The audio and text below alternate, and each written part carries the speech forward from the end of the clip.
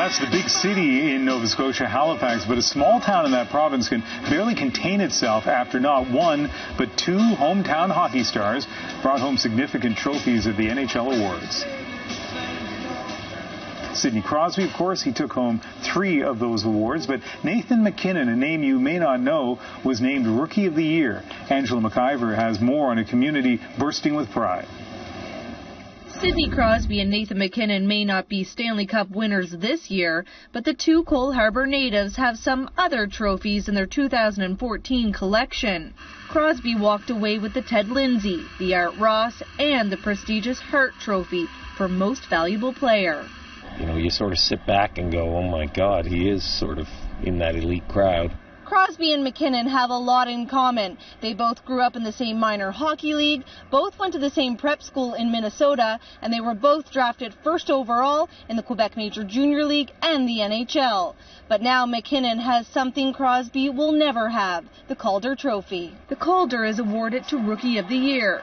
At 18 years old, MacKinnon is the youngest player to claim that honor. So it raises the question, what's in Cole Harbour's water? Nothing in the water. It's a good hockey community like many around Canada. At the prep school where MacKinnon and Crosby played, the director of hockey seems to think there's something special. You know, since Sidney came on the scene, we've certainly had a good list of really, really good players from Cole Harbour that have actually come through our school.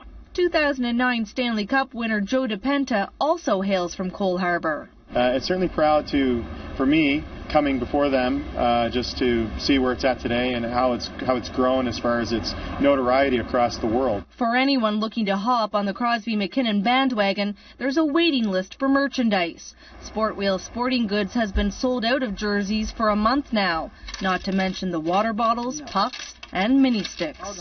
They are a very hot commodity. They're local boys.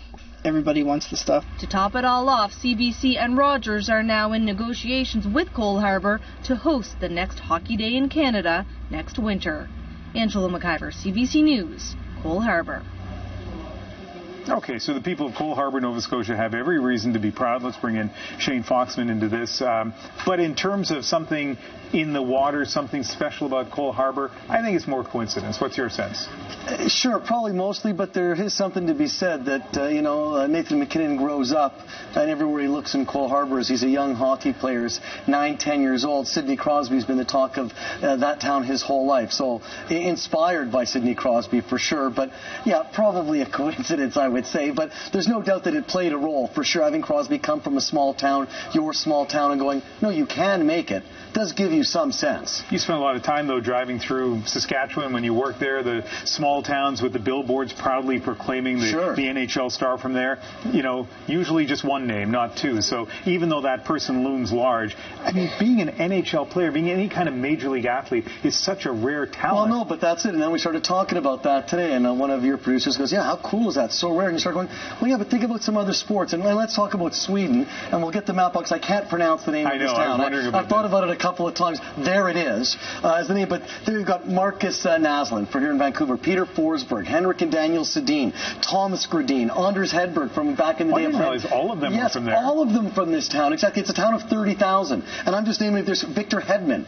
That's all from there. And then let's talk a little baseball. There's a town in the Dominican Republic called San Pedro de Macorís. See if we've got I can pronounce that one. See if there we do. We have a map of it. Okay, that's a town of 200,000. I get it. 200,000. 76 major leaguers, past and present, from that town. 76. So much poverty, baseball, a way of life, and they see one guy make it. And when I talk about the names, it's Tony Fernandez. It's guys like Robinson Cano right now, Pedro Guerrero, some of the great players that have played the game. It's remarkable. And there's something to be said about being inspired by those that came before you. And even though it is a coincidence, there must be something to it. You were from what neighborhood of Toronto?